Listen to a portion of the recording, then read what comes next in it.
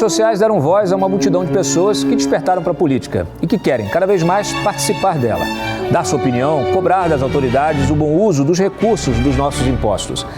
Essas autoridades, porém, não querem ser cobradas, temem ser destronadas de seus palácios. E não adianta xingar nem ofender. Então, o que fazer? Como exercer a cidadania com responsabilidade e eficácia? Bom, para isso, primeiro você precisa se informar bem, estudar, conhecer os meandros da República, o caminho das pedras. Meu nome é Cláudio Dantas, eu sou jornalista e passei os últimos 25 anos denunciando irregularidades e trazendo à tona os bastidores do poder. Neste canal, eu quero dividir com você a minha experiência, te ajudar a mudar o país, restabelecer o Estado democrático de direito e deixar para as próximas gerações, como legado, uma sociedade livre e próspera. E eu não estou sozinho.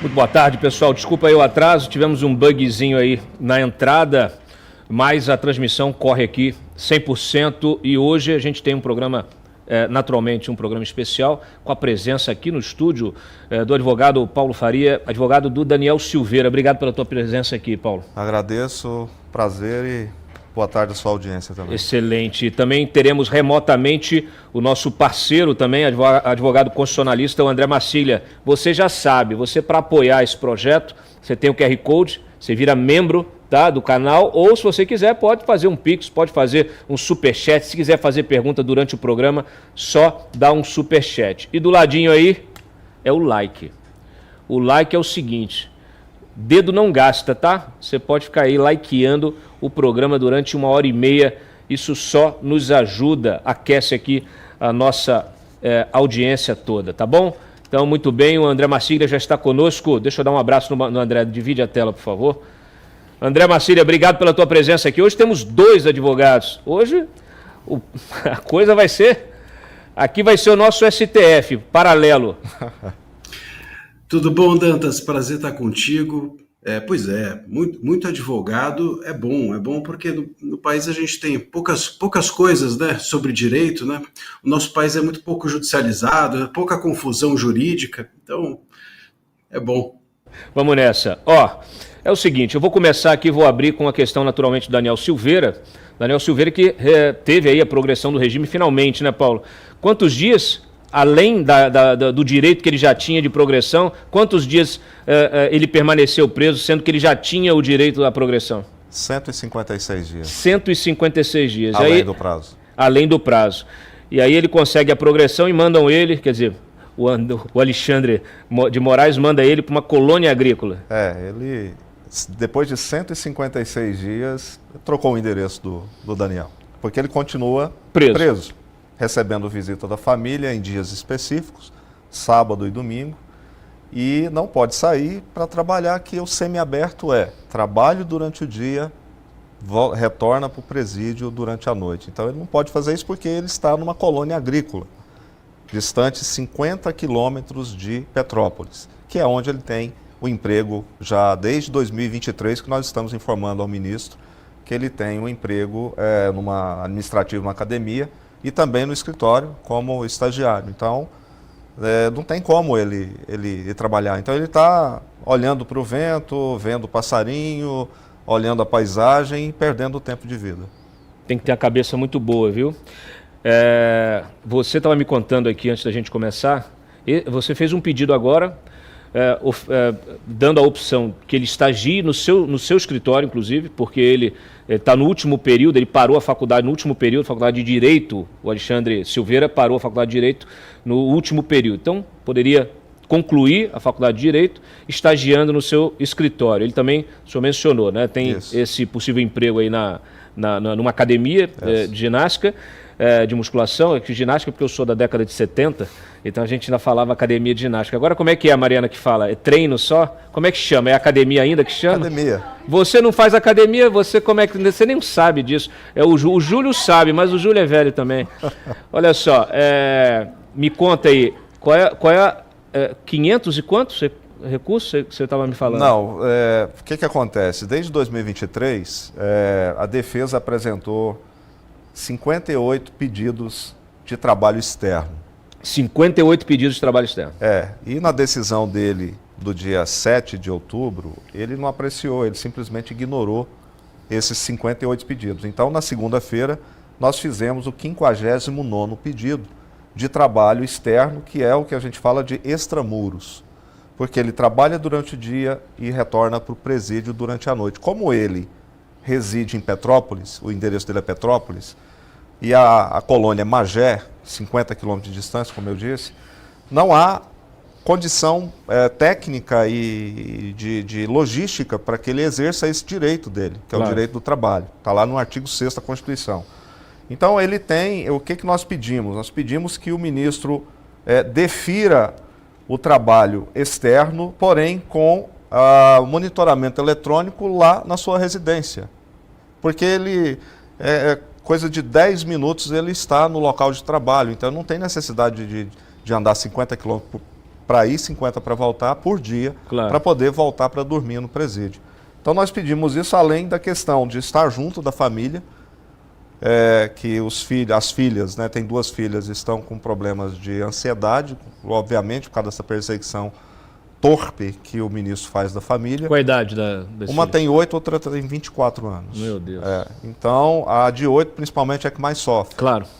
E também a mãe, que está com graves problemas de ansiedade também, a irmã, e a esposa, que é mais uma vítima, que além de ser vítima, ela é perseguida pelo Alexandre de Moraes, inclusive ameaçada de prisão se não excluísse as redes sociais e entregasse o passaporte, por ser esposa do Daniel Silveira.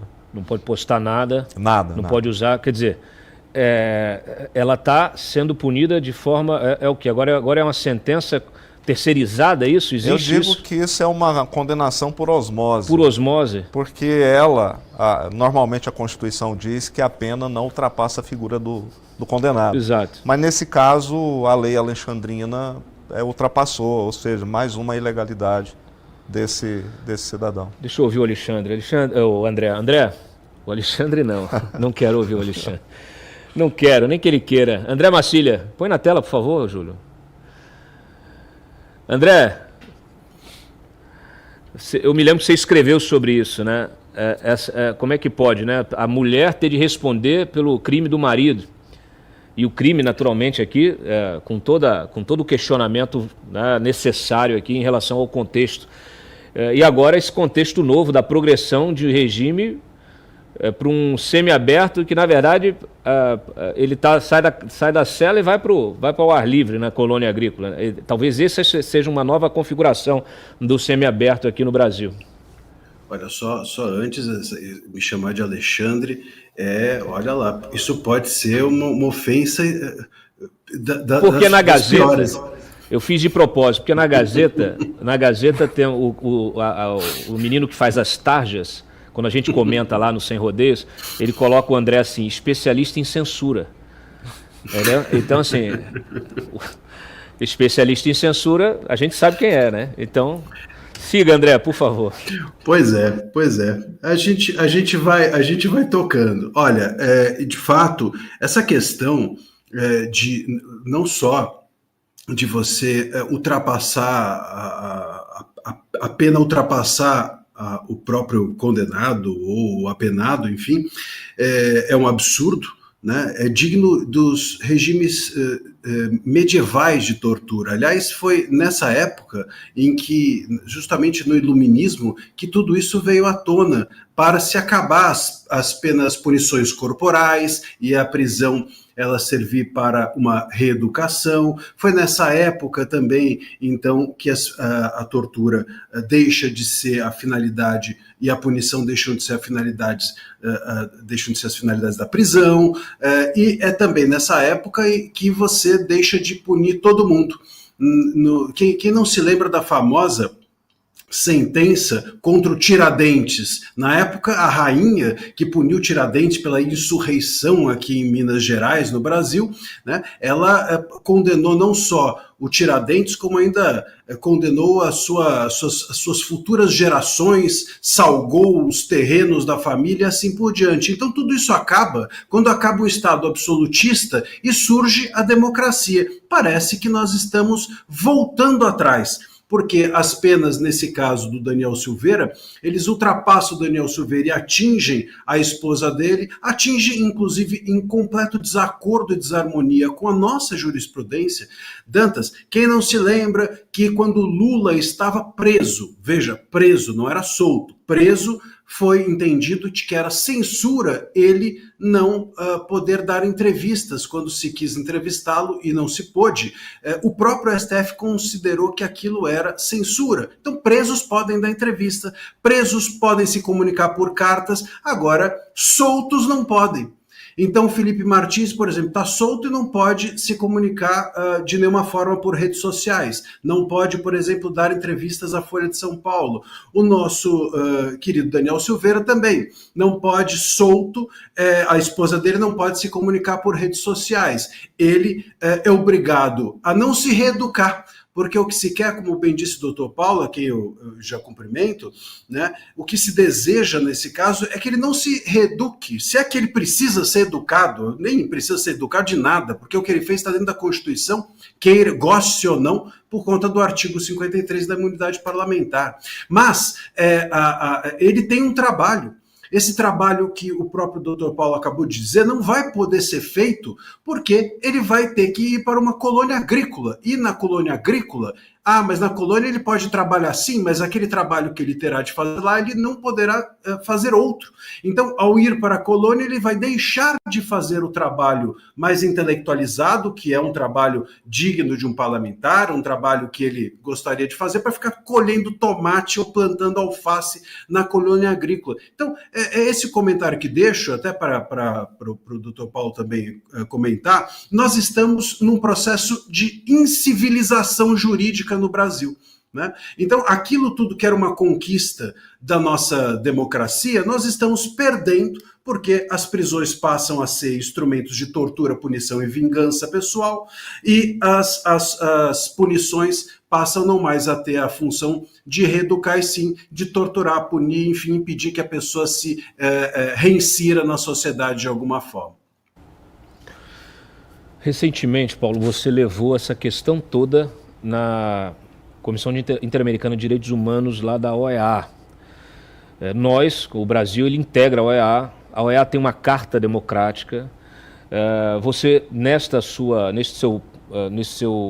denúncia, você denunciou prática de tortura, né, psicológica e física, perseguição, e você mostrou, por A mais B, que não há a quem recorrer.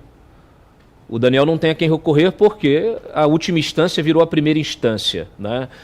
Por favor, explica um pouquinho como é que foi isso, o que você espera, se já teve algum desdobramento. Conta pra gente. Cláudio, a denúncia ela foi contra o Estado brasileiro, porque o Estado brasileiro é que mantém esses agentes públicos, no caso Alexandre de Moraes e Paulo Gonet, que são os responsáveis diretos, o primeiro por ação, o segundo por omissão, na questão da prática da tortura. Nós temos uma lei aqui, a Lei 9455, que ela define muito bem o que é a tortura. Sim. Isso foi apresentado, inclusive, lá na Comissão Interamericana de Direitos Humanos, juntamente com artigos violados da Convenção Americana de Direitos Humanos, que é o Pacto de San José da Costa Rica, e também a convenção que o Brasil é signatário sobre a não prática de tortura e crimes de penas cruéis. Então foi demonstrado todo o arcabouço de violações aos direitos do Daniel, principalmente por ele estar há tanto tempo sem o direito à progressão de regime, e todos os pedidos que a defesa fez, todos foram indeferidos. E todos os pedidos que o PGR fez foram deferidos. Até os mais absurdos, como aplicar uma lei penal nova a um condenado antes da vigência da lei. Que no Brasil isso é vedado, que a retroatividade da lei não pode, só pode para beneficiar o réu. Nesse caso, foi no caso do exame criminológico, que foi uma imposição do Ministério Público, mas que depois virou o caso pessoal do ministro, porque ele formulou os quesitos. O Marcília sabe muito bem, você que está assistindo, que juiz não formula quesitos de perícia. E é equiparada a perícia, o exame criminológico. Sim. Então, isso é mais um absurdo. Aplicou-se juros de mora numa pena de multa que tinha só atualização. Juros de mora é quando você deixa de cumprir uma obrigação por ordem de um juiz. No caso, foi o pagamento voluntário. Então, essa gama de ilegalidades foi denunciada na OEA. Até o presente momento ainda está sob estudo, né, a medida cautelar que foi pleiteada para o Daniel. Qual é a medida cautelar? Que sejam afastados os agentes públicos. Sim. Paulo Gonet e os seus... Na realidade, eu pedi o afastamento dos agentes públicos e dos órgãos, por conta que eles estão fomentando a prática da tortura. E o direito à liberdade, que é um direito sagrado constitucional e também no Pacto San José da Costa Rica. E a medida cautelar é que o Estado brasileiro deixe de cometer as práticas de tortura e afaste os agentes públicos dessa nefasta atitude violadora de normas internacionais. Então, o direito internacional, praticamente de A a Z, foi violado no caso do Daniel Silveira.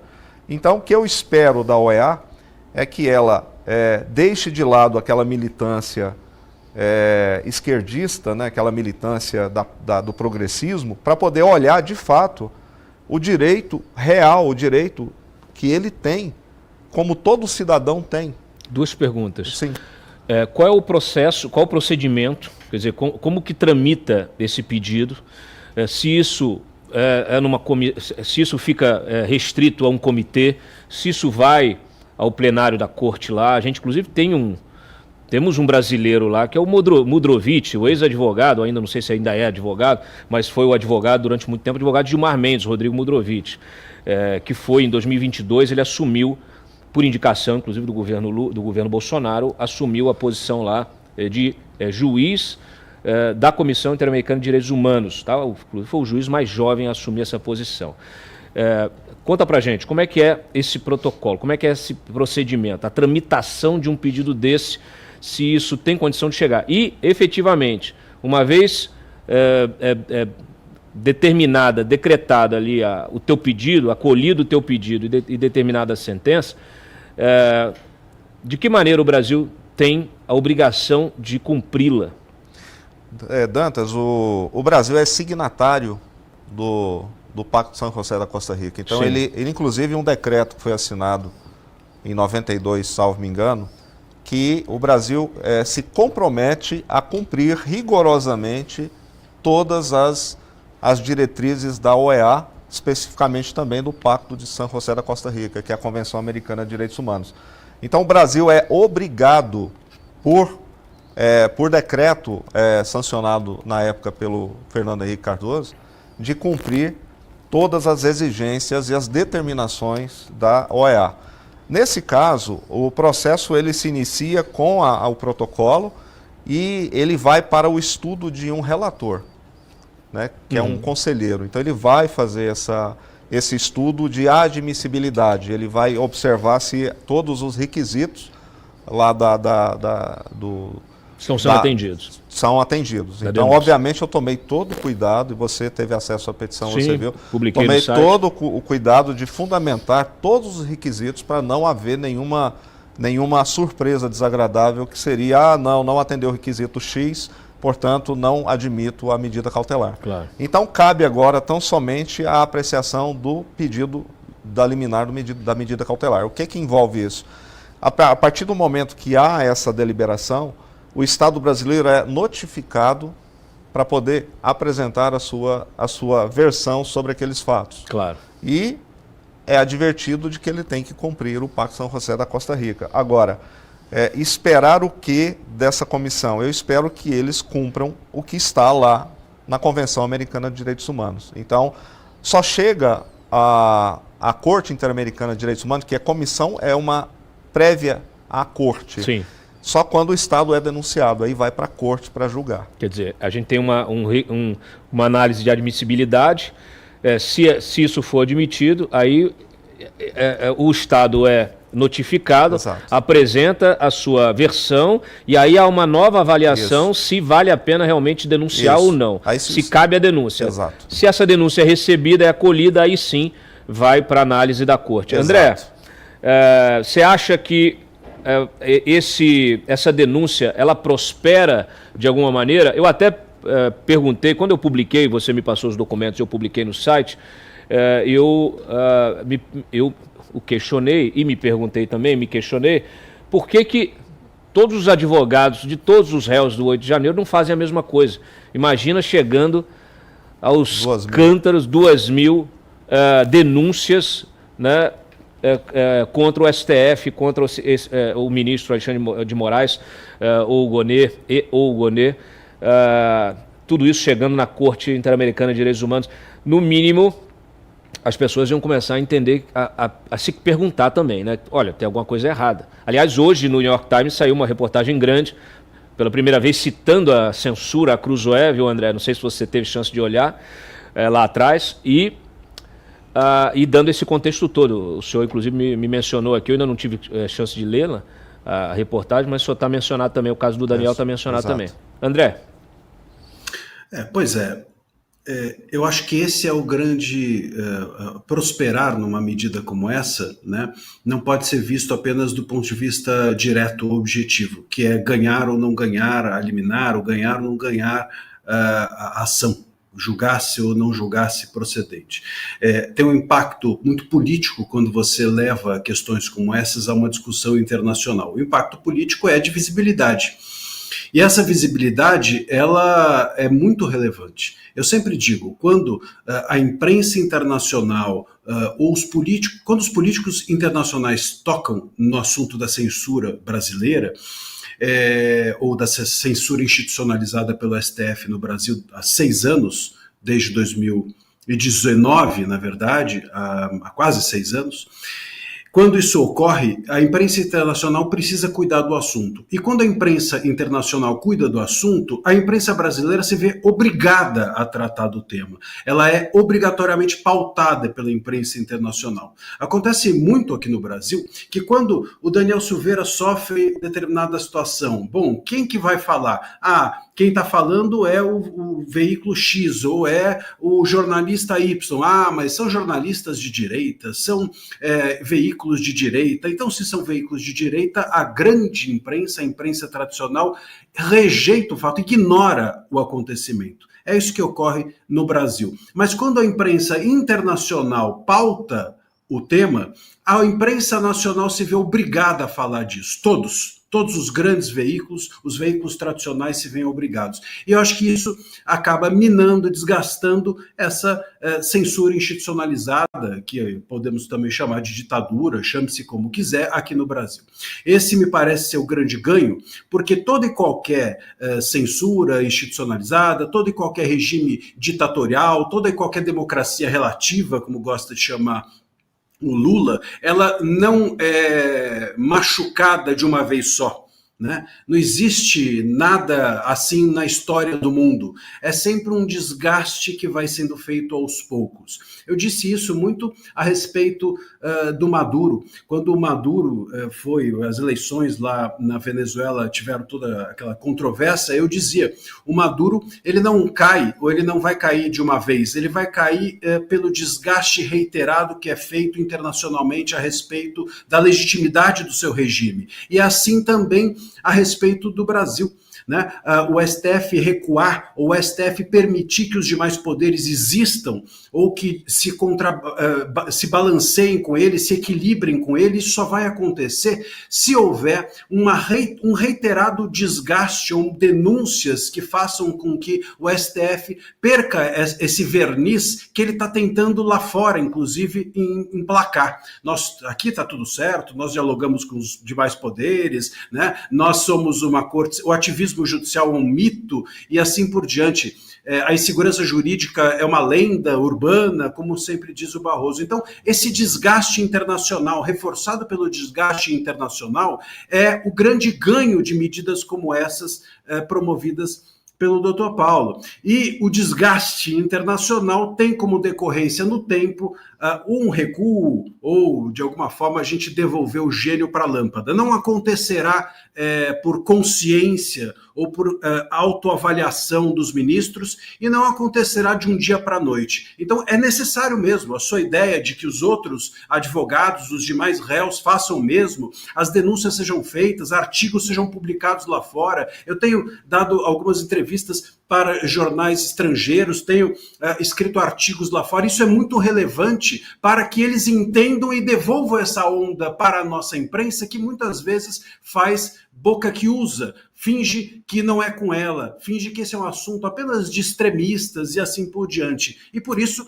e por essa postura muito passiva até mesmo da nossa mídia, que os nossos governantes e juízes se sentem autorizados a escalarem e se tornarem cada vez mais autoritários. Então, é o conjunto das medidas que faz com que algo se torne próspero, ou qualquer reação se torne próspera no país.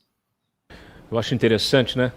Como que a nossa imprensa tem lidado com esse arbítrio do Supremo, né? Hoje o Estadão traz um editorial dizendo que está difícil defender o Supremo, mas não é de agora que está difícil defender o Supremo. Senhores, senhoras, não é possível. A gente aqui está lidando com o arbítrio há muito tempo. Há muito tempo. Detalha para mim, Paulo, por favor, o Daniel foi condenado em abril de 22. 21. 22. De 22. Ele estava preso desde 21. Qual mês de 21? Ele ficou preso até novembro de 2021. Ficou preso de quando a quando? De 24 de junho. Na realidade, ele ficou preso do dia 16 de fevereiro até o dia 8 de novembro de 2021. 21. Depois ele foi para monitoramento eletrônico. Aí houve o julgamento. 22. Dia seguinte... Abril 22, julgamento. Dia seguinte, condenado. O indulto, graça presidencial. O indulto, é verdade. E aí ele retirou o equipamento, porque ele foi indultado. Indultado. E aí o Moraes está cobrando agora quase 5 milhões de reais de multas do dia depois do indulto até o dia que ele começou a cumprir pena, como medida de descumprimento. Como descumprimento de medida. De medida uso porque o STF derrubou o indulto. Em maio a derrubada do indulto foi em maio. Posterior à condenação. Foi maio de 23. De 23. Então, assim, essa história da condenação dele é bizarra, porque o Daniel, ele é réu primário, era réu primário, e a dosimetria da pena, que é aquela avaliação que o juiz faz de quanto é que eu vou condenar o cidadão. Claro. A dosimetria da pena... Avalia o perfil, avalia... Sim, mas o Moraes não avaliou nada disso. Ele aplicou praticamente a pena máxima, sem nenhum atenuante, absolutamente nada, e para colocar o Daniel acima de 8 anos, começar em regime fechado para, mais uma vez, humilhá-lo. Foi isso que ele fez. Então ele planejou. Tanto é que agora, depois que ele for, está próximo aí ao livramento condicional, eu vou explicar para você caso queira. Claro. Nós vamos ingressar com a revisão criminal, que é para poder anular toda esse imbróglio, essa condenação fake aí, que foi uma condenação política. Por que eu digo que é política, Dantas? Porque o revisor da ação penal foi o Nunes Marques. Uhum. O Nunes Marques, como revisor, ele revisou toda a ação penal e deu o seu parecer. Sim. Pela improcedência e pela absolvição completa do Daniel. E aí? Ele foi voto vencido, porque no julgamento jurídico, Daniel Silveira foi absolvido. No julgamento político, inclusive eu disse isso lá no dia da sustentação oral, no dia 20 de abril, se o Daniel for condenado hoje, eu disse aos ministros, ele será condenado politicamente, porque o ministro relator, que é o revisor, ele absolveu o Daniel. Então, Daniel, nós somos os vencedores. Meu Deus do céu. Nós vencemos no jurídico e perdemos no político. E 5 milhões a multa... 15 mil reais por dia. Por dia?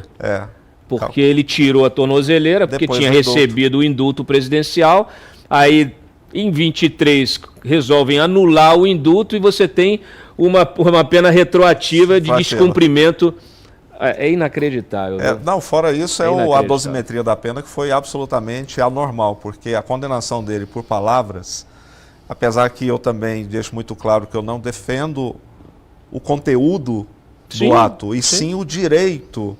Por isso que muitas vezes, o advogado defende bandido. Não, o advogado ele é feito para defender o direito, até de quem mata, até de quem estupra, porque é um direito de todo cidadão o direito de ser respeitado.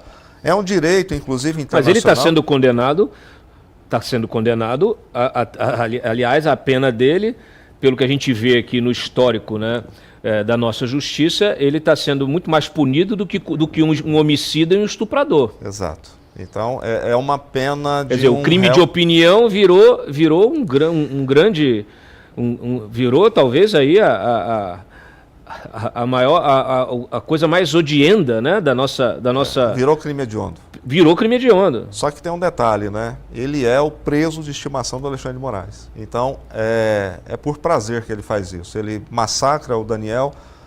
Ele massacra tanto, Dantas, que nesse segundo exame criminológico ele fez as 10 perguntas. Sim. Ele fez, você deve ter visto. Sim, eu escrevi sobre isso. Então ele quis humilhar o Daniel Silveira naquelas respostas. Agora você imagina, o que o Daniel Silveira vai dizer? Muita gente criticou, porque ele disse que ficou arrependido, não deveria ter sido tão impositivo. Mas uma pessoa que está presa... Vai falar o quê? Vai falar o quê? E o juiz que vai dar ou não a progressão de regime pergunta... Se você está arrependido, você vai dizer que não? É lógico. Então, isso é mais uma prática de tortura do Estado. A tortura psicológica, que eu acho que às vezes chega a ser tão mais grave do que a tortura física. O André, põe o André aí. André, eu estou acostumado a ver os ministros do Supremo indo para fóruns e tal, em Lisboa, em Roma, mas eu não me lembro... de nenhum fórum desses na China, por exemplo, nem na Coreia do Norte. Será que teve algum curso? Será que houve aí alguma troca de tecnologia? Em que momento que o nosso judiciário inclinou tanto, né, porque isso aí lembra a reeducação, né, chinesa, né, aquele processo de educação. Você tem que ir publicamente dizer que agora você vai cumprir tudo direitinho, você vai fazer tudo certinho, você vai dizer só o que o regime quer, você nunca mais vai criticar ninguém, você vai se afastar da política. Me parece que quando ele responde esse questionário, ele deixa claro que não quer mais saber da política. A política acabou com a família dele, acabou com ele, e ele não tem vontade nenhuma de seguir na política. Mas fica muito claro esse negócio: eu me arrependi de ter xingado, de ter falado, acusado, dito que ia pegar o Fachin na rua, enfim, uma série de bobagens, né? Agora, 8 anos de cadeia por isso, né? Não, 8 anos de cadeia sendo um parlamentar, né? Vamos todos aqui lembrar, aliás, por conta também do que ocorreu ontem em relação ao Marcel Van Hatten e também tinha ocorrido há algum tempo em relação ao deputado Nicolas Ferreira. Vamos nos lembrar, parlamentares, artigo 53 da Constituição, vamos lá, ainda está em vigor, dizem que está em vigor, o artigo 53. Quaisquer palavras de parlamentares são invioláveis. Como é que você relativiza a expressão quaisquer e a expressão invioláveis a ponto de acreditar que um parlamentar tem que ser preso porque ele falou, ou pelo que ele falou? A gente está tornando o trabalho do parlamentar inviável, né? Inviável, porque ele não pode falar. Então, muito bem, não pode falar nada. Ele também não pode fazer lei, porque o STF considera que é tudo inconstitucional o que o parlamento quer fazer. Ontem a gente teve até o Paulinho da Força pedindo que os parlamentares sequer pensassem, porque eles queriam que o STF sustasse as PECs antes delas tramitarem. Então, não pode sequer, o parlamentar não pode falar, não pode pensar e não pode fazer lei. Então, não pode fazer nada. Então, a gente precisa acabar com a atividade parlamentar, porque não tem mais nenhuma função no país. E ainda assim, nós temos, como você bem observou, em relação ao caso do Daniel Silveira, uma postura, uma conduta medieval. Esse negócio de colônia agrícola não existe no país. Não existe, são 11 capitais, salvo engano, apenas que tem essas colônias agrícolas, e é um mito, isso sim é um mito. O Barroso falou que o ativismo judicial era um mito. Não, o mito é colônia agrícola. Colônia agrícola é um arcaísmo nosso, é algo que não existe, que é herança de regimes autoritários, em que você ia lá, colocava a pessoa para trabalhos forçados, para colher tomate, alface, trabalhar para o Estado, etc. Essas colônias agrícolas se assemelham muito às gulags que a gente tinha na União Soviética, que eram esses campos de trabalho forçado para o Estado.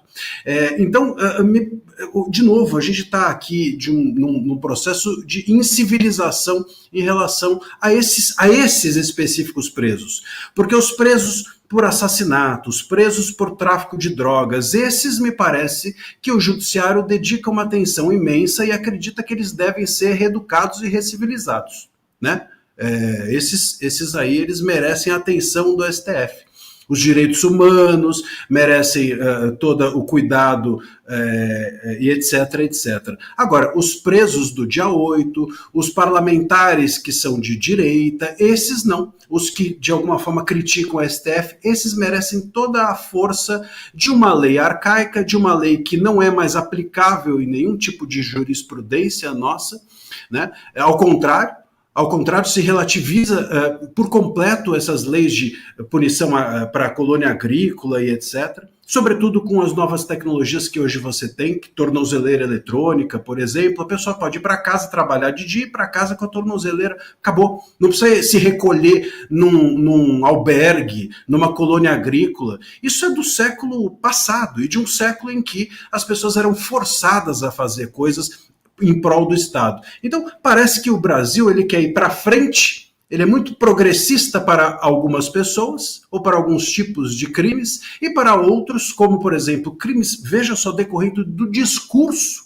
e de parlamentares, o Brasil caminha para trás, para uma punição de tortura, uma punição de relativizar a imunidade parlamentar. Então, é um STF que, com uma mão, abraça algumas punições e confere a elas toda a relativização dos direitos humanos, etc., e para outros, com outra mão, pune como se nós estivéssemos no século XVIII e dentro de uma gulag russa. Muito bem. Produção, põe na tela aí. Tem 3 documentos, que são os documentos que você apresentou agora justamente nesse pedido para permitir, né, o trabalho externo do Daniel Silveira. Coloca na tela aqui. Júlio. Temos aqui essa solicitação de autorização para um trabalho extramuros. Pode baixar um pouco? Com aprimoramento de estudo acadêmico para conclusão do curso de Direito e Convívio Familiar na cidade de Petrópolis, tá? Então, essa é a solicitação que foi feita. Isso foi protocolado na segunda-feira. Exato, segunda. 59º pedido. O senhor tem esperança de que isso seja analisado até 2026? Eu acredito que até 2027 a gente consiga. Até 2027. Mas, brincadeiras à parte, eu entendo que como desses últimos... e há uma pressão muito grande da sociedade também, nesse caso do Daniel Silveira, acredito que ele tem agora que encaminhar a PGR para manifestar e acredito que no máximo em 10, 15 dias a gente já tem uma solução. Essa pressão é fundamental. Coloca o outro, por favor, que é justamente... a carta de emprego. Essa aí é da colônia, né? Não, essa é a carta de emprego, isso. Perfeito. Já é a terceira carta que desde o ano passado esse emprego já está oferecido. Né? Esse é na academia? Isso, na academia, inclusive juntou toda a documentação da academia, a legalidade. Perfeito. Isso seria... em Petrópolis. Seria lá em Petrópolis. Isso. Segunda a sexta, horário de 10 às 19. Isso, exato. 1 hora de almoço, tal, salário vigente de categoria. Isso. E o terceiro documento, que é a carta de estágio. Isso. Que o senhor está oferecendo. Como ele está no final do curso de Direito, você vai ajudar, porque o Daniel é extremamente inteligente. Eu ia lhe perguntar isso, quer dizer, eu acho que é a primeira vez que o senhor pega um cliente e oferece um estágio no seu escritório. Sim, claro, até porque é mais pela capacidade intelectual dele, que vai agregar bastante, tanto será positivo para ele em termos de psicológico, claro, de se sentir útil, sim, e também vai estar na área que ele gosta, que é o estudo do direito. Ele é muito estudioso nessa questão do direito. Então, por isso que ele, talvez seja por ter acreditado tanto na imunidade parlamentar, que ele e estudado tanto o artigo 53 que ele, eu digo que foi um tanto infeliz em muitas colocações do vídeo, mas não era o suficiente para 8 anos e 9 meses de cadeia. Não, obviamente que não. A gente já entendeu a inconstitucionalidade dessa decisão. Muito bem, eu te desejo sorte. A gente vai mudar a pauta porque essa perseguição ela não é exclusiva ao Daniel Silveira. O próprio André Marcília acabou de citar o caso do Felipe Martins, que também é outro absurdo. O Sebastião, que é o advogado, desembargador aposentado, que a gente já trouxe aqui também no programa, ele gravou um vídeo um dia desse ao lado do Felipe, denunciando a obrigação que ele tem de toda segunda-feira se apresentar no fórum. O sujeito não tem nenhuma denúncia contra ele. E a acusação da Polícia Federal que levou à prisão irregular dele, ela se desmanchou no ar. Então como é que você mantém um sujeito sob condições? Manteve ele preso durante meses, depois sob medidas cautelares, com tornozeleira, tendo de comparecer ao fórum como se apenado fosse. E o sujeito não foi nem denunciado pela justiça. Tô correto ou estou falando besteira? Não, está correto. E o precedente disso é o Daniel Silveira. Está seguindo a linha. O novo normal. O novo normal, a jurisprudência do Daniel Silveira. Tanto ele quanto o Felipe Martins estão sendo vítima da própria jurisprudência, juristocracia do STF. Essa violação constante, eu acredito que perderam até a vergonha, Dantas, de violar. Agora eles estão violando na cara dura, assim, descaradamente. Não tem mais aquele ímpeto de omitir, ou de tentar justificar uma violação. Agora é direto. Esse caso do Van Hatten, inclusive, é o caso estrito do Daniel Silveira. O Daniel avisou em 2021 que os parlamentares iriam sofrer as consequências daquele ato dos 364 votos para manter a prisão do Daniel e depois a do Chiquinho Brazão. Aliás, o Chiquinho Brazão teve um atendimento especial do ministro Alexandre de Moraes, que mandou uma junta médica avaliar o estado de saúde dele, o que não fez com o Clezão, né? O Clezão morreu na prisão por falta justamente o Chiquinho Brazão? O Chiquinho Brazão, por ser Chiquinho Brazão, e aí o Chiquinho Brazão é acusado formalmente de matar a Marielle. Exato, mas o Clezão era acusado de quê? O Daniel Silveira é acusado por palavras. Então, o caso do Van Hatten é a continuidade daquilo do Felipe, mas começou com o Daniel Silveira. Não, eu sei, você falou Van Hatten.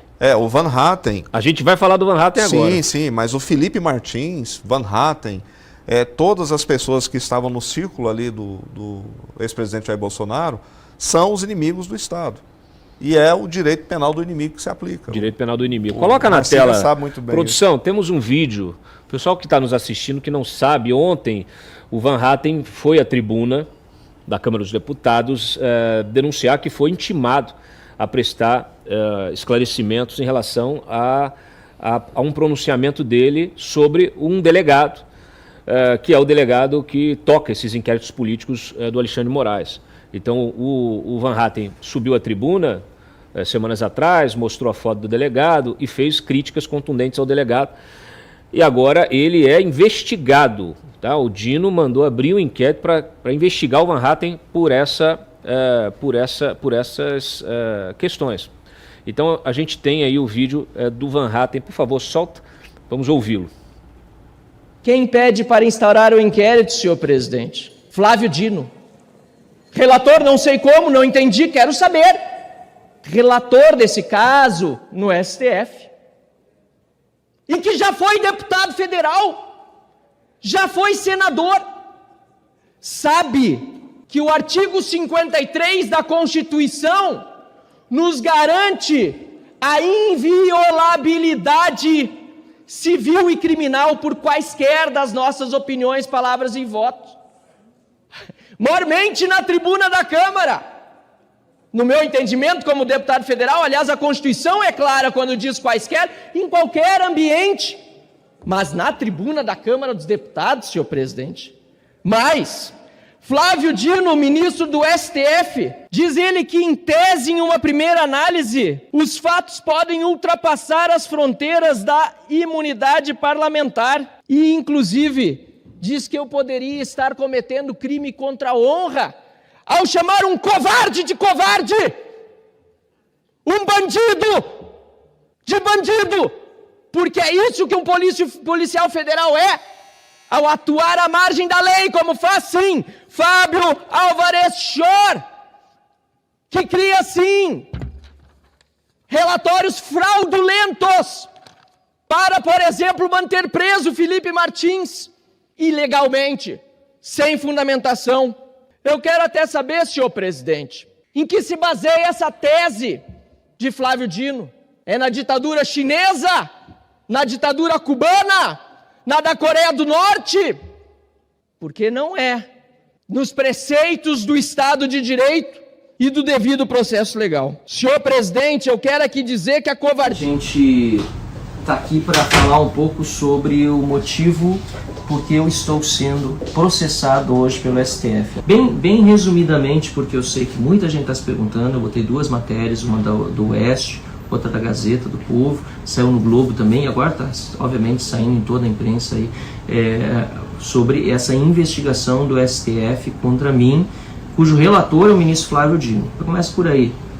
Por que Flávio Dino é relator? Esses sorteios que nós cada vez mais estamos vendo não tem nada de aleatórios, inclusive o ministro Barroso proibiu o acesso ao código-fonte dos sorteios do STF. Esse é outro tema, é algo que nos preocupa bastante também, não obstante. O que aconteceu? Na sexta-feira, dia 3 de outubro, eu recebi um e-mail no gabinete. Eu não, minha assessoria, porque eu não acesso com frequência o e-mail do meu gabinete. Quem acessa é a assessoria, não é meu e-mail pessoal, é meu e-mail de trabalho. Um e-mail com uma intimação da Polícia Federal para depor, sem dizer por que eu estava sendo intimado, apenas com o número do processo, e me oferecendo algumas datas para falar, e era isso. E dizendo que se eu não optasse por quaisquer das datas, ou se eu faltasse a data em que eu tivesse escolhido para depor, o meu direito constitucional ao silêncio estaria garantido. Aí eu tive certeza que era uma investigação, porque quando diz que meu direito ao silêncio está garantido e que a investigação seguiria, é porque eu sou de fato investigado, não estou sendo só intimado para depor como testemunho ou algo assim. Imediatamente falei com o advogado, constituí advogado, o Dr. Wunderlich, que orientou aqui a nossa assessoria também, que está obviamente atenta a isso, a perguntar que inquérito seria esse, porque primeiro, antes de responder, nós precisamos saber do que nós estamos sendo acusados, que tipo de investigação está acontecendo. E aí, ontem de manhã, era aí na madrugada, quando eu recebi por WhatsApp do Dr. Wunderlich o inquérito, são mais de 50 páginas, eu acho agora, de inquérito, em que consta, em resumo, que uma denúncia que eu fiz na tribuna da Câmara dos Deputados foi utilizado pela Polícia Federal, pelo policial federal, na verdade, que se sentiu ofendido. Direito de qualquer pessoa se sentir ofendida. Agora, ele se sentiu ofendido por algo que eu disse na tribuna da Câmara, não sobre ele, mas sobre a sua atuação como policial federal, num dos tantos casos, aliás, em alguns dos tantos casos que estão tramitando sob sigilo no STF, que já estão sendo denunciados por uma série de matérias, inclusive na Folha de São Paulo, Twitter Files, Michael Schellenberger, Glenn Greenwald e tantos outros jornalistas que estão já denunciando há tempo que estão acontecendo uma série de abusos e inconsistências nos relatórios da Polícia Federal. Então eu fiz uma crítica absolutamente pertinente à minha atividade parlamentar, e ele decidiu, esse policial federal, representar contra mim. E essa representação teria de ser feita no Supremo, porque eu sou deputado federal, lá que tramita contra os deputados federais, e o ministro Flávio Dino, que foi designado relator, decidiu dar andamento e pediu que a Polícia Federal investigasse. André, impressionante, né? Assim, o Paulo já tinha avisado aqui, né? O Van Hatten já estava na mira, né? Parece que agora entrou mesmo. O Daniel Silveira foi um caso, né? A gente teve o Felipe Martins, mas a gente teve também recentemente, como mencionei, o Nicolas Ferreira. Acho que é bom pontuar.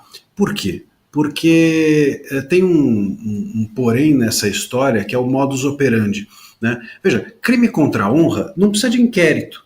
O que o inquérito faz? Qual é a função de um inquérito? Investigar. Tá, o que se investiga? A autoria e a materialidade do potencial crime. Bom, a autoria, a pessoa está, o Van Hatten, na Câmara, na tribuna falando. Alguém duvida de que seja mesmo Van Hatten? Não, então a autoria está definida. A materialidade está dita. Ele próprio falou, foi gravado, foi replicado e acabou. Está lá a materialidade. O que tem para ser investigado? Qual é o depoimento o que vai acrescentar o depoimento do Van Hatten nisso? O que ele tem para falar, a não ser falar que aquilo que ele falou era ele mesmo e não um avatar, e que aquilo que ele falou eram as palavras que ele pensa, porque se não fosse ele não teria dito.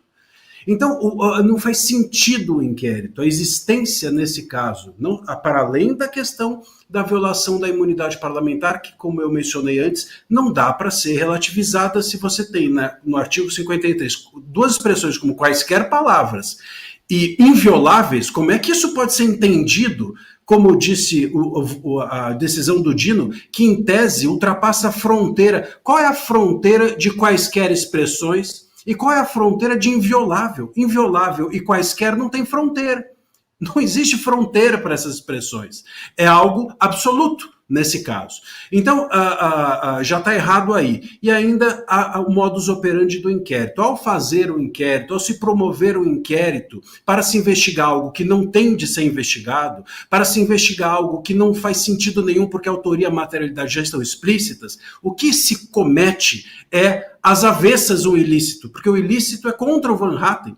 Faz-se um constrangimento indevido, um constrangimento ilegal por meio do inquérito. Então, quando você investiga o Van Hatten, você constrange indevidamente um parlamentar que está ali exercendo não só a sua liberdade de expressão, como o seu dever funcional dentro da tribuna. É o mundo do avesso que nós temos vivido nos últimos tempos.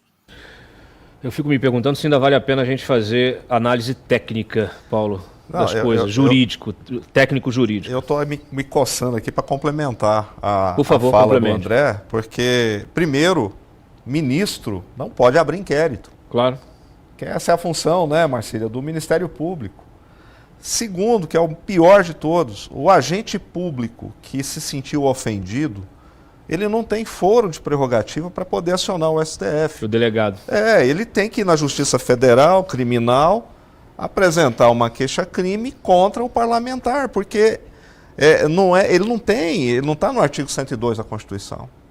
Mas pelo visto ele tem acesso direto. Não, é lógico, porque ali é o modus operandi. Deve ter ligado. De repente está naquele grupo lá. Sim, tem um grupo de WhatsApp. Tem um grupo de WhatsApp. Isso, né? Alexandre de Moraes, Dino, essa gente toda. Até o Frota está lá, parece. Com certeza. Foi denunciado isso, né, naquele grupo. Mas o que é mais grave é que o modus operandi é idêntico ao que aconteceu com o Daniel, com o Felipe Martins, com o Nicolas. Ou seja, o Daniel foi o precedente. Eu sempre bato nessa tecla porque o ministro Alexandre de Moraes abriu vários inquéritos de ofício contra o Daniel. Sim. Várias PETs de ofício, determinou investigações, ou seja, a usurpação da função do Ministério Público é gritante. O que mais me deixa indignado é que o artigo 127 em diante da Constituição diz que o Ministério Público é o titular da ação penal, então ele que tem que promover todos os atos penais, principalmente, Dantas, quando a ação é ação penal pública. Nesse caso do Shor, é ação penal privada. Privada. O STF não tem que se envolver, foi o que aconteceu com o Alan dos Santos, na época que aquela jornalista, eu não me recordo o nome dela, mandou uma petição para o gabinete do Alexandre de Moraes, o Alexandre de Moraes determinou a abertura de um inquérito. Isso é o completo absurdo. Na realidade, o Supremo Tribunal girou uma delegacia de polícia de 5ª categoria do interior do mais longínquo do Estado. É impressionante. Eu tenho o Igor, está aqui no nosso chat, Igor. Esse recado vai para você. Você está aqui estimulando, você está achando bom. Eu não sei se é você mesmo, se é o Janones, né, que está falando assim, autoriza o Xandão. Deixa eu te explicar uma coisa. O direito penal do inimigo, você pode estar achando que hoje está tudo bem. Amanhã, aqueles que você defende podem ser o inimigo do Estado. Amanhã assume o poder outras pessoas. Amanhã muda a configuração do Supremo. E o que você gostaria que acontecesse? Que a lei e a Constituição fossem cumpridas? Ou gostaria que eles fizessem a mesmíssima coisa que está sendo feita agora e perseguissem, usassem a justiça, a máquina pública, para perseguir quem discorda? Cuidado com o que você fala, com o que você defende, porque amanhã pode ser você também a ser perseguido, a ser censurado, a ser calado ou até, quem sabe, a ser preso, tá?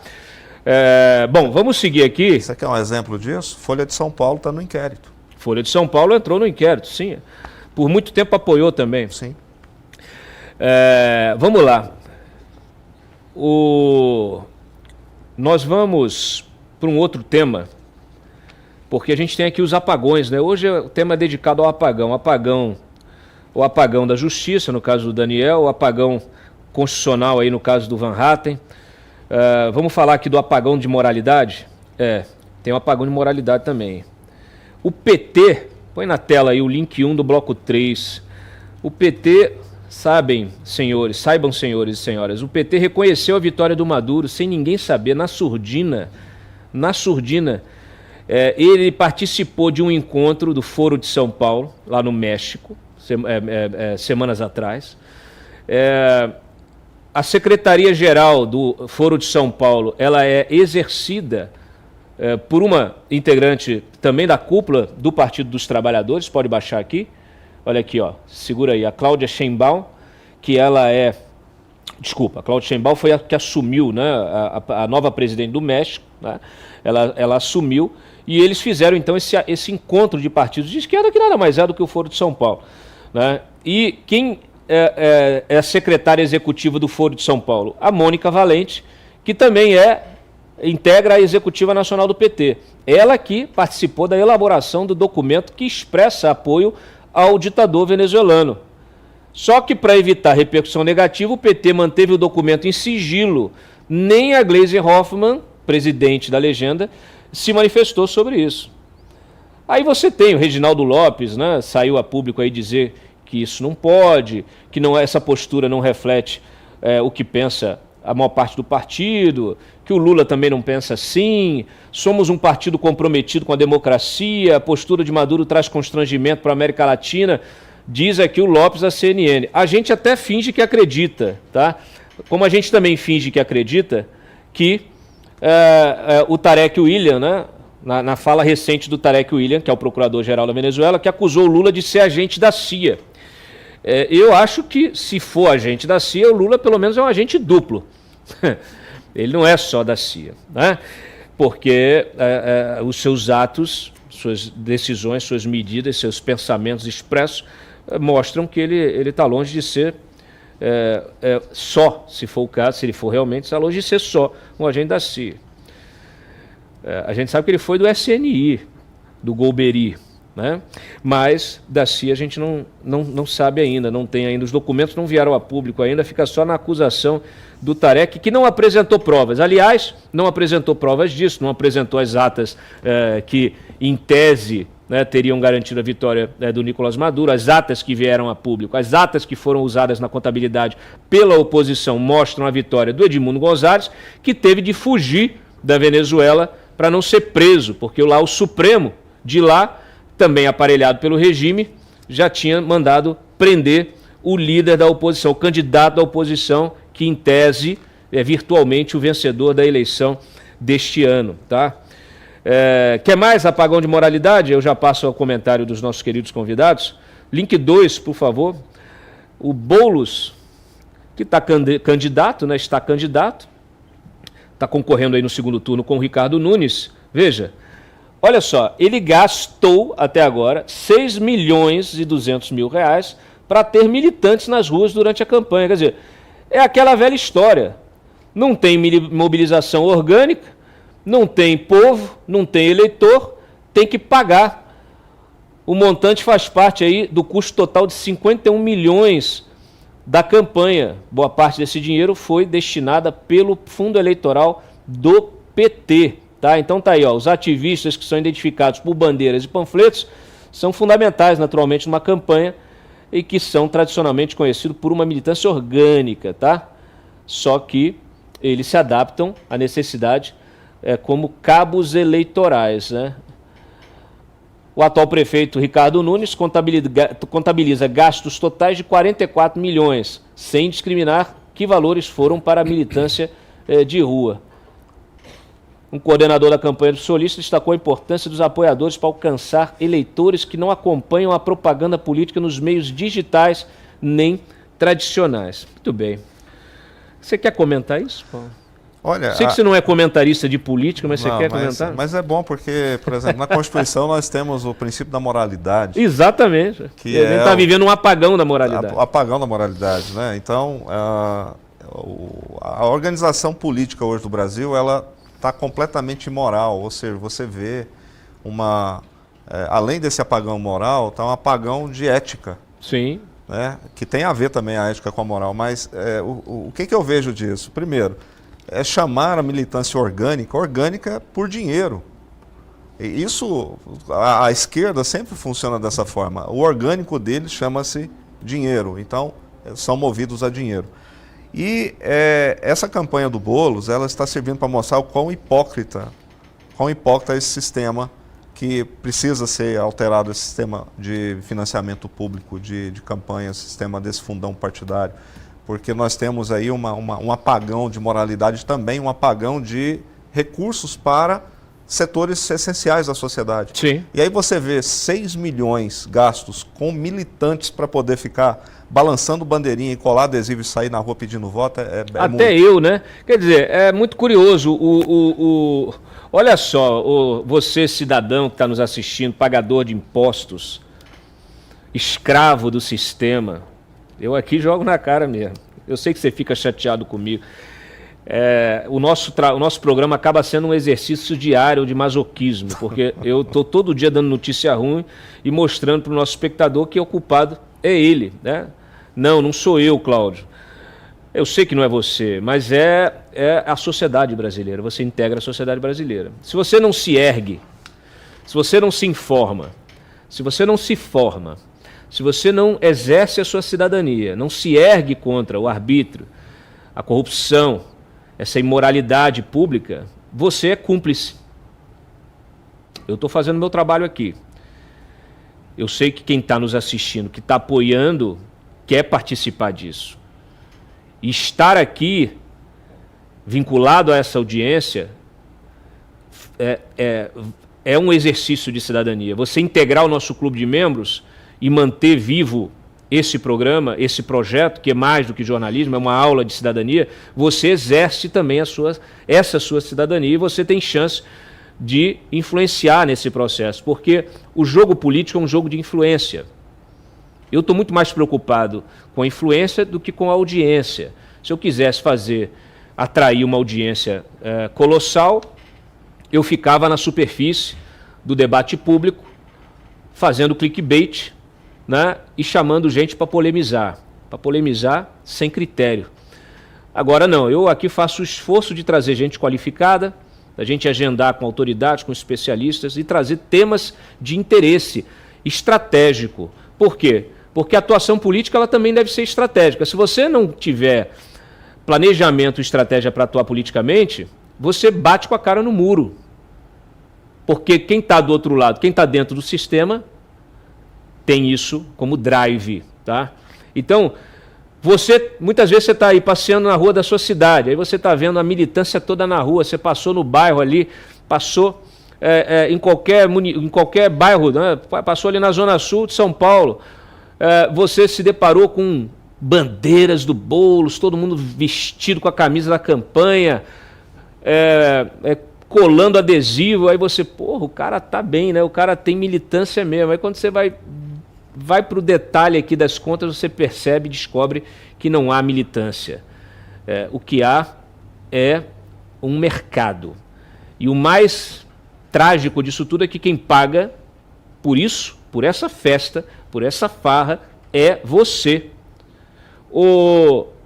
André Marcília, você quer comentar esse tema?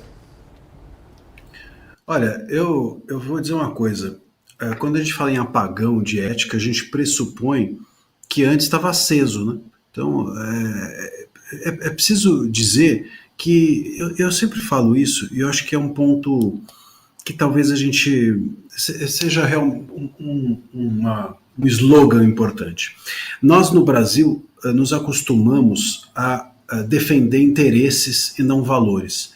Pode parecer para alguns um sinônimo, mas não é.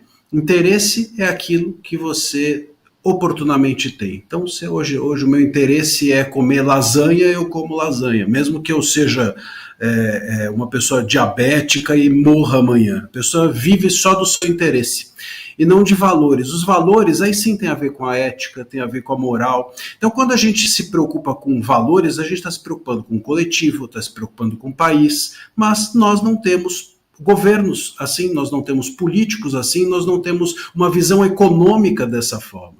Né? A gente está vendo agora parlamentares, por exemplo, em relação a essa questão da PEC, das PECs, parlamentares defendendo que o STF interfira no trabalho deles mesmos. Quer dizer, é mais ou menos como se nós, advogados, saíssemos para a rua e falássemos assim, olha, por favor, nos punam, não permitam que nós, advogados, sigamos trabalhando. Pô, mas o que você é? Eu sou advogado.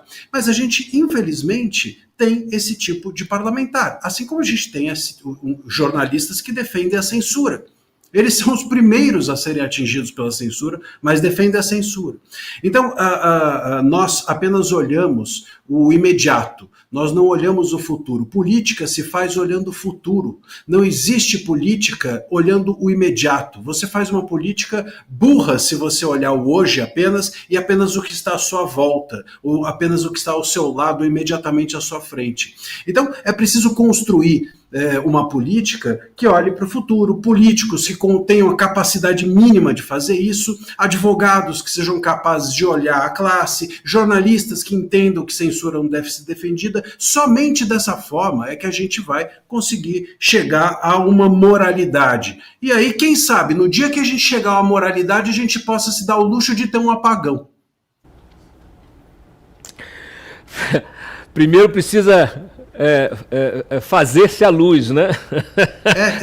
Que nem, Dantas, é que nem aquela história de decolonizar. Precisamos decolonizar o Brasil. Não, a gente talvez precise ainda primeiro pensar em ser colonizado. A gente ainda não passou não chegamos nem nessa fase. A gente ainda não chegou aí. Eu uso esse raciocínio para falar do Brasil nação, né? Assim, tem muita gente que fala assim, não, a gente tem que voltar a pensar o Brasil como nação. Peraí, o Brasil... Desde quando o Brasil é uma nação? Isso aqui é um território vandalizado, populado por gente selvagem, por uma elite corrupta que só pensa em si e dominado por grupos de interesse. Nessa semana, Paulo, a gente trouxe aqui uma deputada que é indígena que estava dizendo para a gente o que estão fazendo com as terras indígenas. É um território que você não pode tocar, não pode entrar. O cidadão, se você for passar lá, toma uma flechada, você nem entra. E aí ela falou assim, sabe para que está sendo utilizado? Para plantar maconha, para cometimento de crime. O crime organizado já domou e já tomou e está cooptando os indígenas para o garimpo. O narcotráfico para plantar maconha. Ela disse o seguinte, que as terras da Guajajara, da Índia, da ministra dos povos indígenas, é uma terra que está sendo utilizada para plantar toneladas de maconha. Aí você se pergunta assim, por que há esse movimento, né? Essa onda para legalização, primeiro do uso, depois vai ter que legalizar o plantio, porque já está acontecendo o plantio, não é de hoje, desde a década de 90, e a ministra vai às redes sociais dizer que isso faz parte da cultura indígena, e não faz. Quem trouxe a maconha, segundo os estudiosos, para o Brasil foram os escravos negros. Então não é da cultura indígena. Tá? Não é da cultura indígena, não é da cultura brasileira. Tá? Foi importado. Você dizer que passou a ser, aí é outra história. Agora, é ilegal, plantar é ilegal. Aí eu me pergunto, se plantar é ilegal, por que estão plantando e ninguém faz nada? Estão plantando em terra indígena e ninguém faz nada. Por quê? Porque a terra indígena deixou de ser território federal? Virou o quê? Virou um free shop? Virou uma zona franca do crime?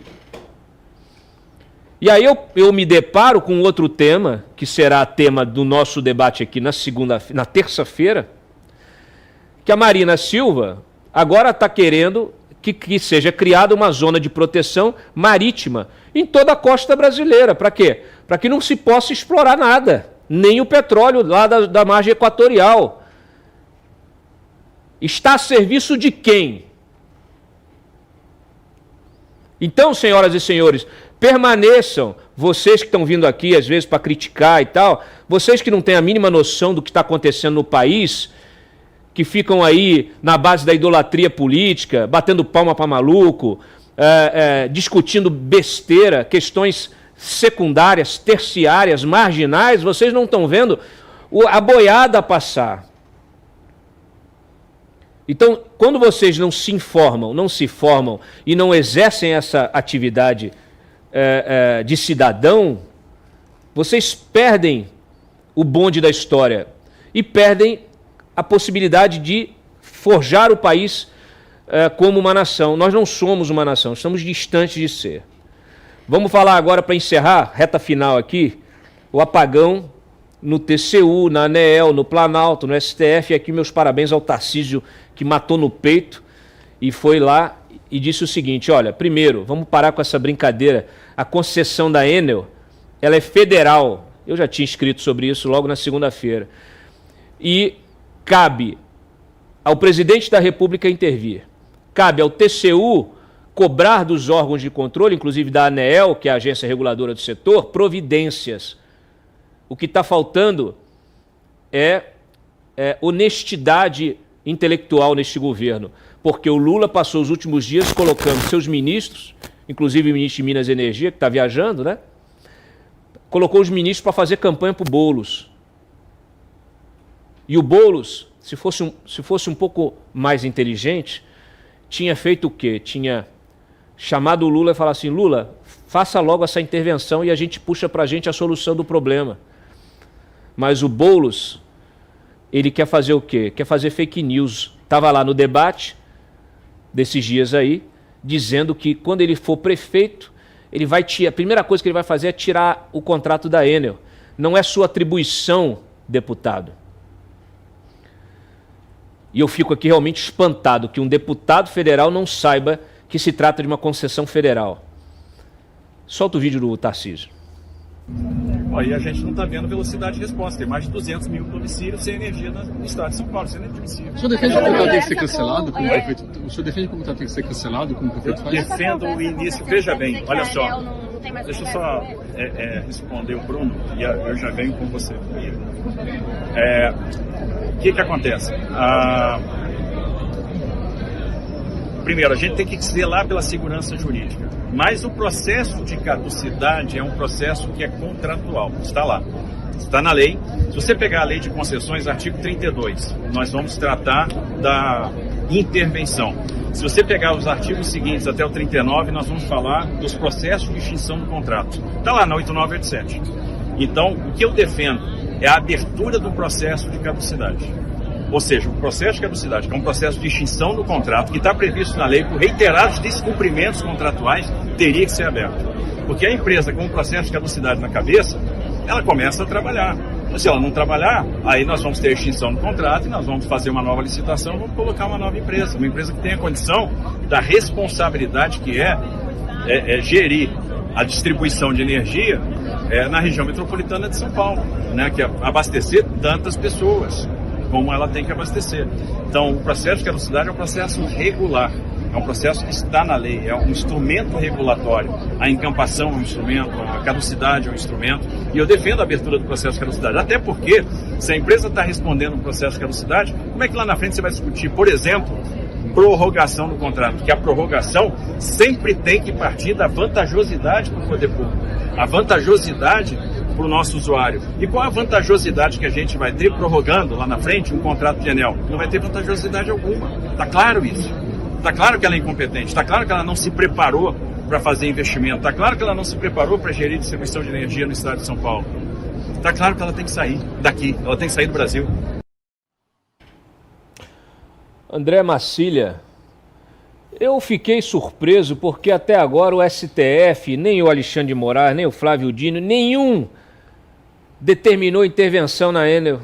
Ninguém deu 48 horas para resolver o problema do apagão em São Paulo. O que será? Porque até o incêndio nos canaviais, eles querem botar o dedo. E aí, quando a gente vê uma situação, né, dessa, eu falo assim, bom, já estou esperando o STF se manifestar. Nada até agora. Eu imagino que seja porque os nossos ministros já são iluminados, né, o suficiente, não precisam de nenhuma empresa que faça isso por eles. Talvez seja essa a falta de urgência. A nossa Corte, Dantas, nosso Supremo Tribunal Federal, que é uma corte de origem constitucional, ela passou a ser uma moderadora do debate público, né? As outras questões todas ficam na fila ali na gaveta aguardando, né? É isso. Tanto que numa das escolinhas do STF que ele criou para presos do dia 8, uma das coisas que são ensinadas lá é que o STF é um poder moderador. Saiu na imprensa isso em setembro, saiu agora esses dias novamente, que existe ali uma espécie de uma lavagem cerebral, e a Corte faz isso. Ela ensina que o STF é um poder moderador. Moderador do quê? Do discurso, do debate público e político, o TSE. Então, o STF do debate público, o TSE do debate político. É isso. Eles não têm tempo para mais nada. Eles não têm interesse em qualquer outra coisa que não seja moderar o debate, moderar redes sociais e etc, etc. Isso fica para outros, né? Isso fica para uma justiça, essa questão da Enel e tal, fica para uma justiça mundana, fica para a justiça dos juízes mesmo. Os ministros, eles estão apenas preocupados com quem fala, com parlamentares, com jornalistas, com advogados, enfim, com as pessoas que estão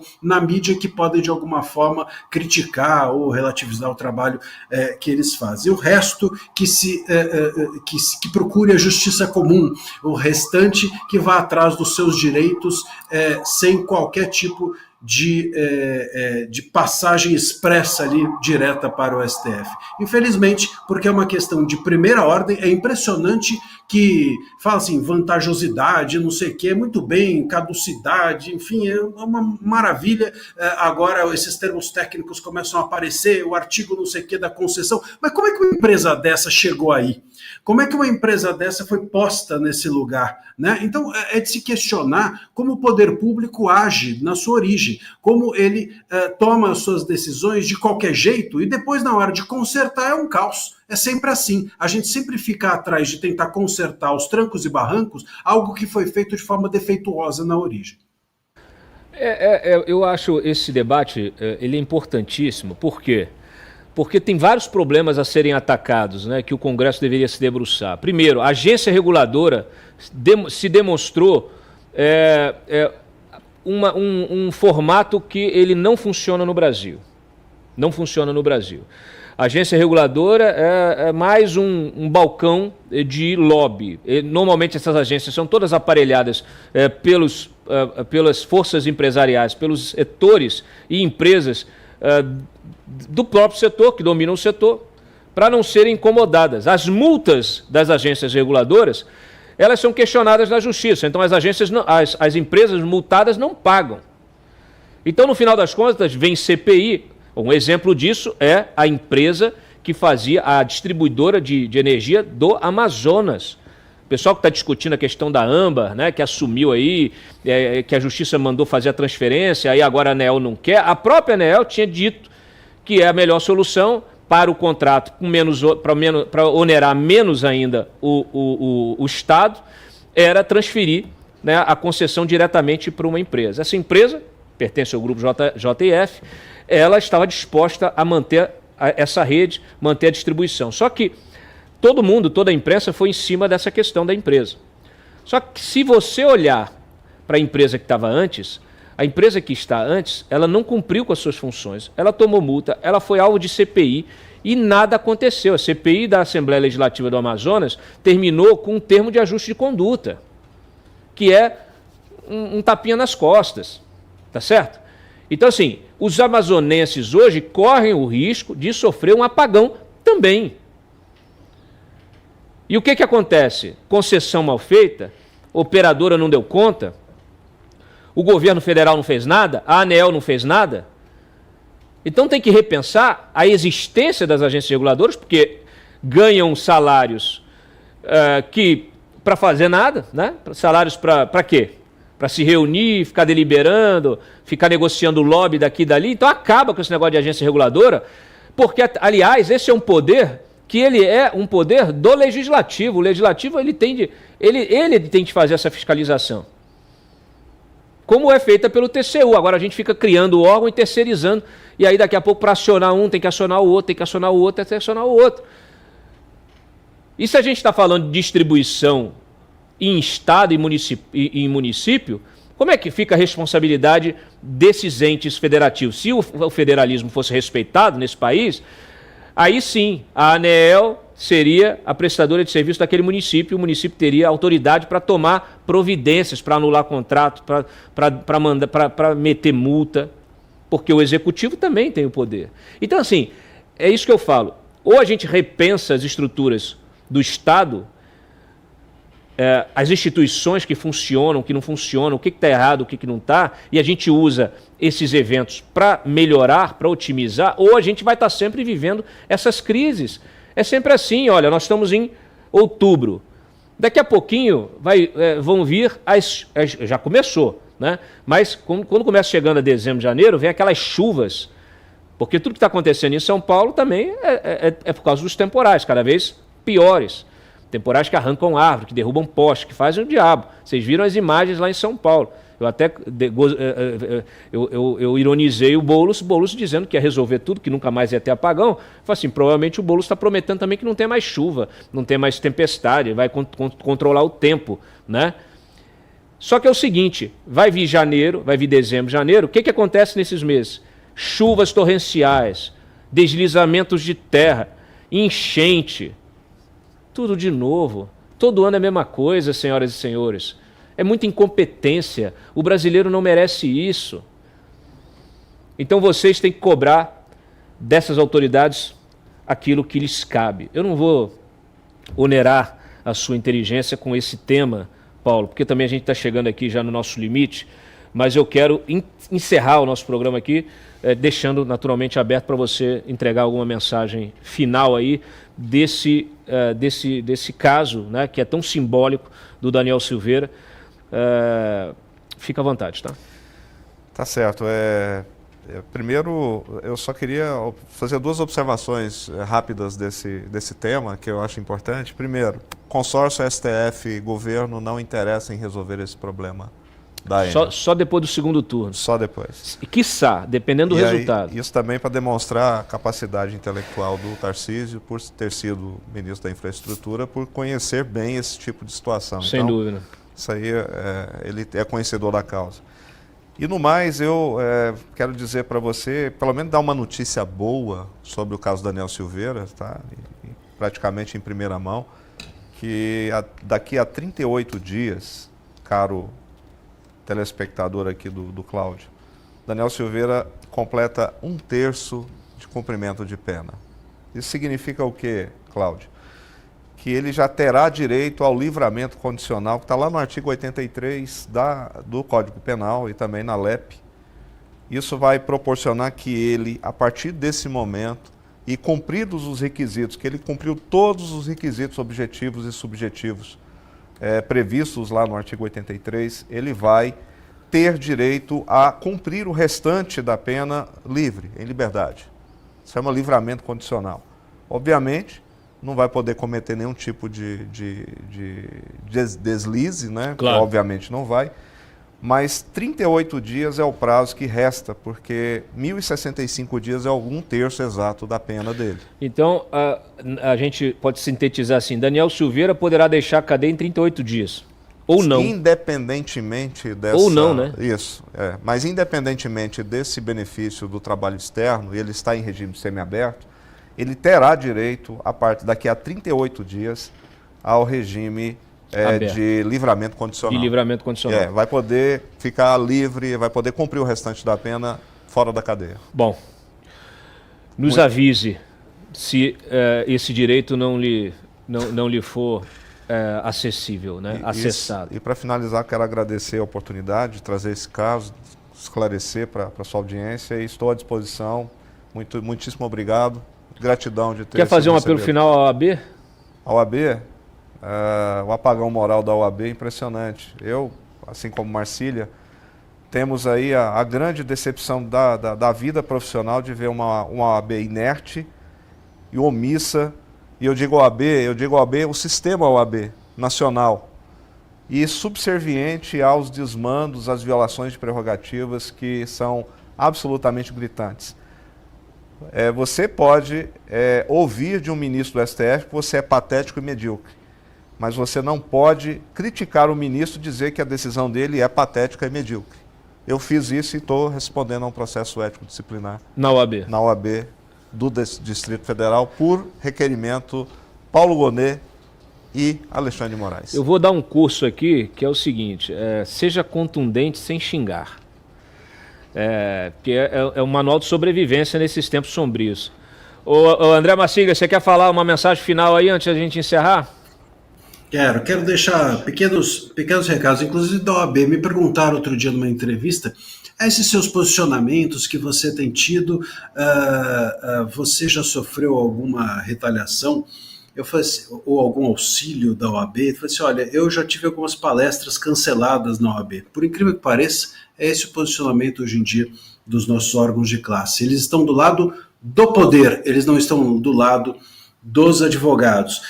E Dantas, só pra, você falou da agência reguladora, eu queria fazer um rápido comentário. Realmente, se a gente for lembrar, as agências reguladoras estiveram no epicentro de todos os apagões que nós tivemos até hoje. Elétrico, apagão da aviação, ano atrás de ano. Então, eu corroborando o seu comentário, de fato, a gente precisa repensar o papel das agências, porque se elas não vão colaborar, pelo menos elas podiam, então, deixar de servir como servir a políticos ou servir politicamente a causas que não sejam as do interesse público.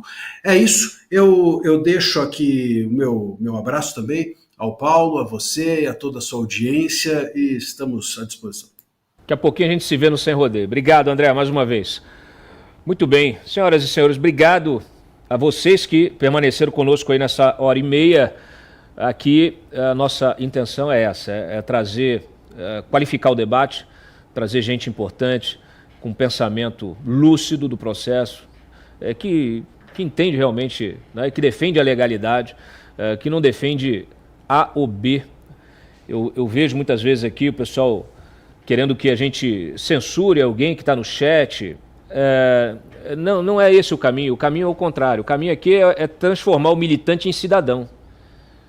É transformar a massa ignorante numa massa politicamente ativa, lúcida, consciente do seu papel. E ajudar a formar novas elites também, porque são as elites que conduzem a massa. E as nossas elites, elas precisam de renovação, né? Realmente, nós precisamos dar espaço a novas vozes no empresariado, no judiciário, né? No meio do direito, todo o universo do direito, juristas e afins, né? Porque na academia, porque para onde a gente enxerga, quando você vai olhar, se você já fez esse exercício, quando você liga a televisão, são sempre os mesmos. Está combinadinho já. São os mesmos comentaristas, sendo os mesmos entrevistados. É óbvio que isso é um método, tá certo? Então a gente vem para romper isso, a gente vem para expor, para dar visibilidade a novas cabeças, a novas mentes, né? Esse país tem muita gente boa, tem muita gente ética, tem muita gente com a espinha dorsal aqui, ereta, né? A coluna ereta, que não se dobra fácil, né? Porque por aí é tudo coluna de bambu. Aqui não, no Brasil a gente tem gente boa, a gente tem que trazer, tem que dar exposição a essas pessoas. Por isso que eu sempre recomendo a vocês que nos assistem que deixem sugestões de entrevistados, de entrevistas, porque eu também não conheço todo mundo, não. Eu vou conhecendo, vocês me ajudam, vão me apresentando também. Quem quiser se apresentar também, me procure nas redes sociais, tá?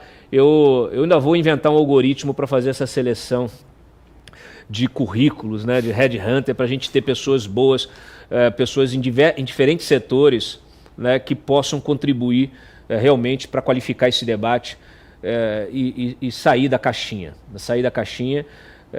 E naturalmente a gente ir reformando essas relações, as relações entre político e privado, né, entre o público e privado, as relações entre as instituições, as relações entre a academia. A gente precisa dar visibilidade, dar força para essa gente, porque só assim há um mínimo de equilíbrio, Hoje as universidades são todas tomadas também por esse mesmo pensamento esquerdista, pelo menos aquelas de ciências humanas, né? De ciências exatas menos, mas daqui a pouco também vai ter nas ciências exatas, porque quando a gente vê um ministro da Fazenda que parece que não sabe de matemática, eu fico realmente preocupado. Amanhã, meio-dia, eu vejo vocês aqui, tá? Deixem o seu like final, comentários e compartilhem o nosso conteúdo nas suas redes, nas suas listas de transmissão. Mais uma vez, Paulo, obrigado pela tua presença. Agradeço. O programa fica à tua disposição também, sempre. As redes sociais deram voz a uma multidão de pessoas que despertaram para a política e que querem cada vez mais participar dela, dar sua opinião, cobrar das autoridades o bom uso dos recursos dos nossos impostos. Essas autoridades, porém, não querem ser cobradas, temem ser destronadas de seus palácios. E não adianta xingar nem ofender. Então, o que fazer? Como exercer a cidadania com responsabilidade e eficácia? Bom, para isso, primeiro você precisa se informar bem, estudar, conhecer os meandros da República, o caminho das pedras. Meu nome é Cláudio Dantas, eu sou jornalista e passei os últimos 25 anos denunciando irregularidades e trazendo à tona os bastidores do poder. Neste canal, eu quero dividir com você a minha experiência, te ajudar a mudar o país, restabelecer o Estado democrático de direito e deixar para as próximas gerações, como legado, uma sociedade livre e próspera. E eu não estou sozinho.